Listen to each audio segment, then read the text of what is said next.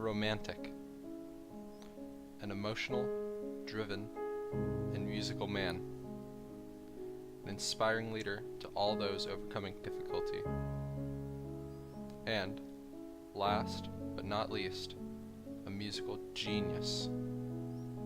Who else could we be talking about other than the one and only Ludwig van Beethoven? His works are well known throughout all eras of classical music, and is one of the most prolific and most often quoted writers to this day. He's often attributed to being the single driving force between the classical era of music and the Romantic era. And you may wonder, why is this? If you take a short listen to the music behind me, you may find it a little off-putting. The music is very somber, sad, very melancholy, as opposed to the things that I'm saying. This is because Beethoven knew how to write emotion into his music.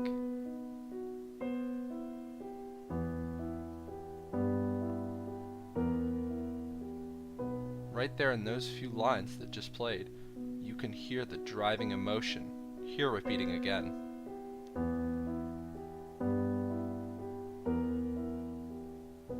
The ability to convey emotions so fluidly, so fluently, and so perfectly through his music in a single instrument is part of what made Beethoven revolutionary in the field of music.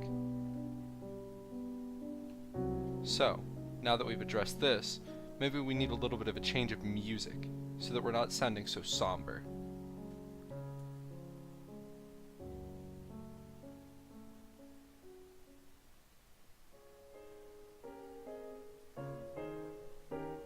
Now that we've changed our background, maybe we can talk a little more on what makes Beethoven so important.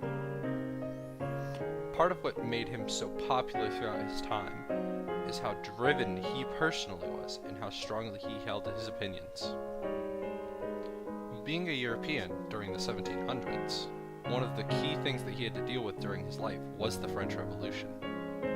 He was in full support of this and the democratic ideas that it stood for, until he saw Napoleon take the throne and declare himself the total emperor of France, at which point Beethoven ridiculed him and found him absolutely repulsive.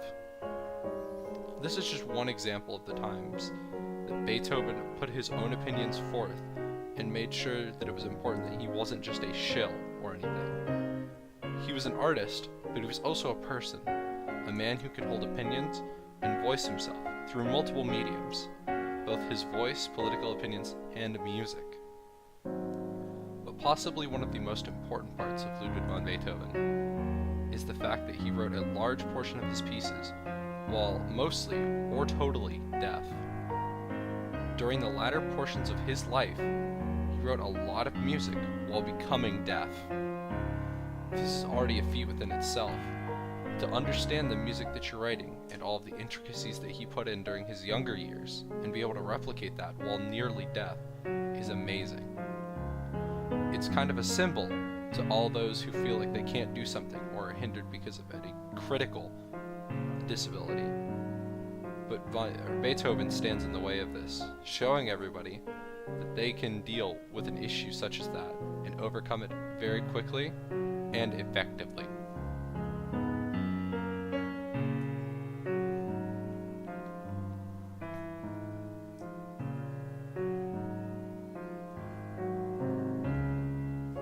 With an understanding of what made Beethoven important, we can look at some quick facts about his life, getting some basic biographical information that gives context to everything that I've said.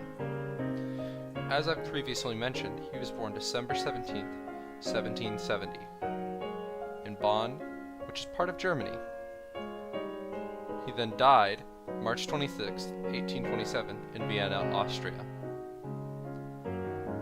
Part of what shaped him and his music was his early life. He didn't have an easy one. He wasn't exactly the child prodigy that Mozart was, but he still was a prolific player in his own right during his younger years. At home, he faced a lot of problems. His father wasn't exactly a great breadwinner for the family. Most of his early life is shaped by the fact that he had to raise money for the family because his father was an alcoholic, who wasn't very supportive of the rest of the family. When we talk about how somber some of this music is, like this sample, we know why. But part of what made him so prolific was exactly what you're hearing right now: technical finesse. This is the third movement of one of his most popular pieces, Moonlight Sonata. This piece, as you can hear right now, is incredibly fast-paced and difficult. And you'll actually see this in a little bit as we'll play a sample of someone playing it. But this technical finesse, combined with the absolute ability to convey emotion through his piano playing, and the strong emotional backgrounds that he had, is part of what made him such a prolific and amazing writer.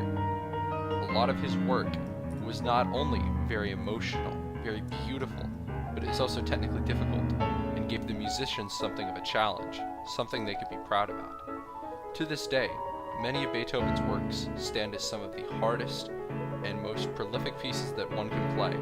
However, being able to say that you played a Beethoven symphony, or completed Moonlight Sonata as a piano player, is an absolute testament to your ability. They're used as benchmarks still, and you can see why. Not only are they great pieces musically, but also technically, they're a feat to uncover entirely in themselves. So, real quick, let's look at someone playing a sample of this piece that we've just been listening to.